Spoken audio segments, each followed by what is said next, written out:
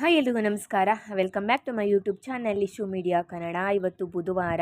ನಾವು ಹಬ್ಬಕ್ಕೆ ಶಾಪಿಂಗ್ ಮಾಡೋಣ ಅಂತ ಹೇಳ್ಬಿಟ್ಟು ಹೊರಗಡೆ ಹೊರಟಿದ್ವಿ. ಆಲ್ರೆಡಿ ಟೈಮ್ 6:15 ಆಗಿತ್ತು. ಇನ್ನು ಹಾಸನಲ್ಲಿ ಸಂಜೆ ಟೈಮು ಸ್ವಲ್ಪ ಮಳೆನೂ ಕೂಡ ಬರ್ತಾ ಇತ್ತು. ಸೊ ಹಂಗಾಗಿ ಇನ್ನು ಜೋರು ಮಳೆ ಬರೋ ಅಷ್ಟರೊಳಗೆ ಶಾಪಿಂಗ್ ಮುಗಿಸ್ಕೊಬಿಟ್ಟು ಬಂದುಬಿಡೋಣ ಅಂತ ಹೇಳ್ಬಿಟ್ಟು ಹೊರಟಿದ್ವಿ. ಇನ್ನು ನಾಳೆ ಹೋಗೋದಕ್ಕಾಗೋದಿಲ್ಲ, ಮನೇಲೂ ಕೂಡ ತುಂಬಾ ಕೆಲಸ ಇರುತ್ತೆ. ಮತ್ತು ಮಾರ್ಕೆಟಲ್ಲೂ ಕೂಡ ತುಂಬಾ ರಶ್ ಇರುತ್ತೆ, ಏಕೆಂದರೆ ಹಬ್ಬ ಇರೋದ್ರಿಂದ ಜಾಸ್ತಿನೇ ರಶ್ ಇರುತ್ತೆ, ಹೋಗೋಕ್ಕಾಗಲ್ಲ. ಹಂಗಾಗಿ ಇವತ್ತೇ ಒಂದು ಸ್ವಲ್ಪ ಬೆಟರ್ ಅಂತ ಅನ್ನಿಸ್ತು. ಬಟ್ ಇವತ್ತು ಕೂಡ ರಶ್ ಇರುತ್ತೆ. ಬಟ್ ಆದ್ರೂ ನಾಳೆಗೆ ಹೋಲಿಸ್ಕೊಂಡ್ರೆ ಇವತ್ತು ಸ್ವಲ್ಪ ಕಡಿಮೆ ಇರುತ್ತೆ ಅಂತ ಹೇಳ್ಬಿಟ್ಟು ಹೋಗಿದ್ವಿ. ಇನ್ನು ಫಸ್ಟು ನನ್ನ ಮಗಳಿಗೆ ಡ್ರೆಸ್ ನೋಡೋಣ ಅಂತ ಹೇಳ್ಬಿಟ್ಟು ಕೃಷ್ಣ ಕಾಂಪ್ಲೆಕ್ಸಿಗೆ ಹೋಗಿದ್ವಿ. ಅವಳು ಲಂಗ ಬ್ಲೌಸ್ ಬೇಕು ಅಂತ ಕೇಳ್ತಾ ಇದ್ಲು. ಇವಳು ಸೈಜ್ ಇರಲಿಲ್ಲ, ತುಂಬ ದೊಡ್ಡದಿತ್ತು, ತುಂಬಾ ಇಡಿಸ್ಬೇಕಿತ್ತು. ಇವಳು ತುಂಬ ಸಣ್ಣ ಇರೋದ್ರಿಂದ ಹಾಕಿದರೆ ಅಷ್ಟು ಚೆನ್ನಾಗಿ ಕಾಣಲ್ಲ.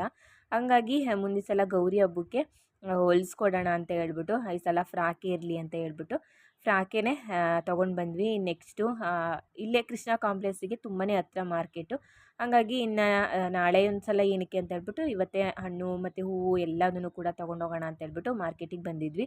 ಇನ್ನು ನನ್ನ ಮಗಳು ಮಾರ್ಕೆಟಿಗೆ ಬಂತಿದ್ದಂಗೆ ಮಲ್ಕೊಂಬಿಟ್ಲು. ಇನ್ನು ಅವಳನ್ನ ಎತ್ಕೊಂಡು ಎಷ್ಟಾಗುತ್ತೆ ಅಷ್ಟು ಶಾಪಿಂಗ್ ಮುಗಿಸ್ಕೊಂಬಿಟ್ಟು ಇನ್ನು ನಾವು ಬೇಗನೆ ಮನೆಗೆ ಬಂದ್ವಿ. ಅವಳು ಈ ಥರ ಡ್ರೆಸ್ ತೊಗೊಂಡ್ವಿ ನಾವು.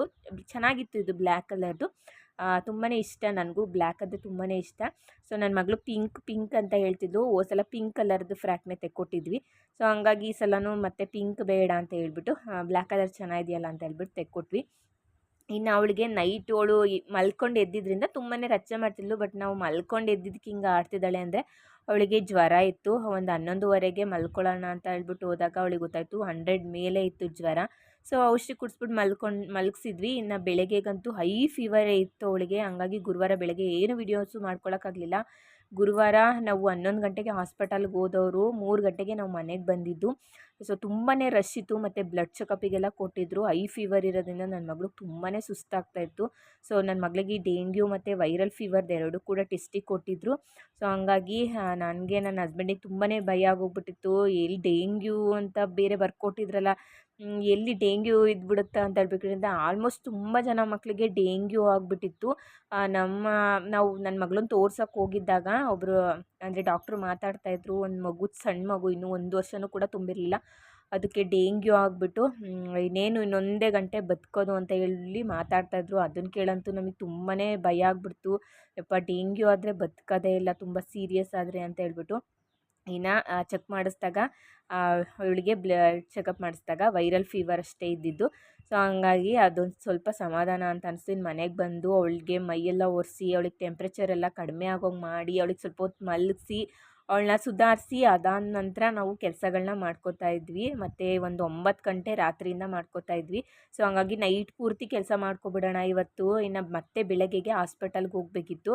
ಸೊ ಹಂಗಾಗಿ ಇನ್ನು ಬೆಳಗ್ಗೆನೇ ಎದ್ದು ನಮಗೆ ಕೆಲಸ ಮಾಡೋದಕ್ಕಾಗಲ್ಲ ಅಂತ ಹೇಳ್ಬಿಟ್ಟು ನಾನು ನೈಟೇ ಜಾಮೂನ್ ಮಾಡಿ, ಇನ್ನು ನನ್ನ ಮಗಳಿಗೆ 4 ಗಂಟೆಗೂ ಕೂಡ ಔಷಧಿನ ಕುಡಿಸ್ಬೇಕು ಅಂತ ಹೇಳಿದರು ಜ್ವರದ್ದು.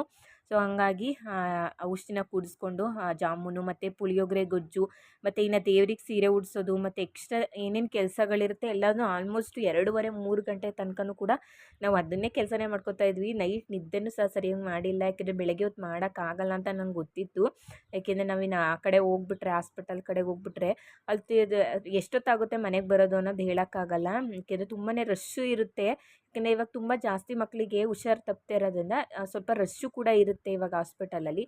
ಸೊ ಹಂಗಾಗಿ ಬೇಗ ಬರೋಕ್ಕಾಗಲ್ಲ ಅಂತ ಹೇಳ್ಬಿಟ್ಟು ನೈಟೇ ಎಲ್ಲ ಮುಗಿಸ್ಕೊಂಡು ಇನ್ನು ಬೆಳಗ್ಗೆಗೆ ಬೇಗ ಎದ್ದು ಏನು ಮಲ್ಕೊಂಡಿದ್ದು ನಾನು ಒಂದು 2 ಗಂಟೆ 3 ಗಂಟೆ ಟೈಮ್ ಅಷ್ಟೇ ಮಲ್ಕೊಂಡಿದ್ದು. ಹಂಗಾಗಿ ಇನ್ನು ಮತ್ತೆ ಬೇಗನೆ ಎದ್ದು ಇನ್ನು ಪೂಜೆಗೂ ಕೂಡ ಎಲ್ಲದನ್ನು ಕೂಡ ರೆಡಿ ಮಾಡ್ಕೊಂಬಿಟ್ವಿ. ಇನ್ನು ಬೆಳಗ್ಗೆಗೆ ಪೂಜೆಗೆ ಒಂದೇನೆಯ ಇನ್ನು ಹೂವೆಲ್ಲ ಮಾಡಿಸಿ ಕಳಸ ಇಟ್ಟು ಪೂಜೆ ಮಾಡಿದ್ದು ಒಂದೇನೆಯ. ಇನ್ನು ನೈಟೇ ಆಲ್ಮೋಸ್ಟ್ ಎಲ್ಲನೂ ಮುಗಿಸ್ಕೊಂಬಿಟ್ಟಿದ್ವಿ. ಇನ್ನು ಹೆಚ್ಚಿಗೆ ಏನು ತಿಂಡಿ ಮಾಡೋಕ್ಕೋಗಲಿಲ್ಲ. ಇನ್ನು ಬೆಳಗ್ಗೆ ದಮ್ಮ ಸಜ್ಜಿಗೆ ಮತ್ತು ಇನ್ನು ಪುಳಿಯೋಗರೆ ಗೊಜ್ಜು ಕೂಡ ನೈಟೇ ಮಾಡಿಟ್ಟಿದ್ದೆ. ಇನ್ನು ಅದನ್ನೇ ನೈವೇದ್ಯಕ್ಕೆ ಅಂತ ಇಟ್ಟಿದ್ವಿ. ಹಾಗೆಯೇ ಹಣ್ಣುಗಳ್ದು ರಸಾಯನ ಕೂಡ ಮಾಡಿ ಪೂಜೆಗೆ ಇಟ್ವಿ.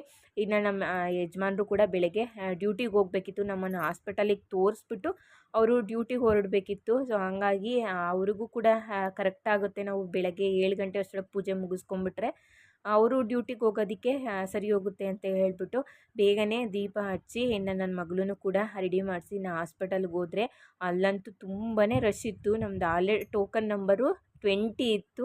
ಸೊ ಅದನ್ನೆಲ್ಲ ಮುಗಿಸ್ಕೊಂಡು ನಾವು ಮನೆಗೆ ಬರೋ ಅಷ್ಟರೊಳಗೆ ಆಲ್ರೆಡಿ 10 ಗಂಟೆ ಆಗೋಗ್ಬಿಟ್ಟಿತ್ತು. ಇನ್ನು ಹೇಗಿದ್ರು ಪೂಜೆ ಎಲ್ಲ ಮುಗಿತಲ್ಲ ಅಂತ ಹೇಳ್ಬಿಟ್ಟು ಇನ್ನು ಅವ್ರು ತಿಂಡಿ ತಿಂದ್ಕೊಂಡು ಇನ್ನು ಅವರು ಡ್ಯೂಟಿಗೆ ಹೊರಟರು. ಇನ್ನು ಡಾಕ್ಟ್ರು ಅಷ್ಟೇ ಇನ್ನು ಜ್ವರ ನಾರ್ಮಲ್ ಇದೆ, ಏನಾದ್ರು ಜ್ವರ ಬರ್ತಾಯಿದ್ರೆ ಇನ್ನು 4 ಗಂಟೆಗೂ ಸಿರಪ್ನ ಕಂಟಿನ್ಯೂ ಮಾಡಿ, ಇದೇ ಔಷಧಿನ ಕಂಟಿನ್ಯೂ ಮಾಡಿ ಅಂತ ಹೇಳಿದರು.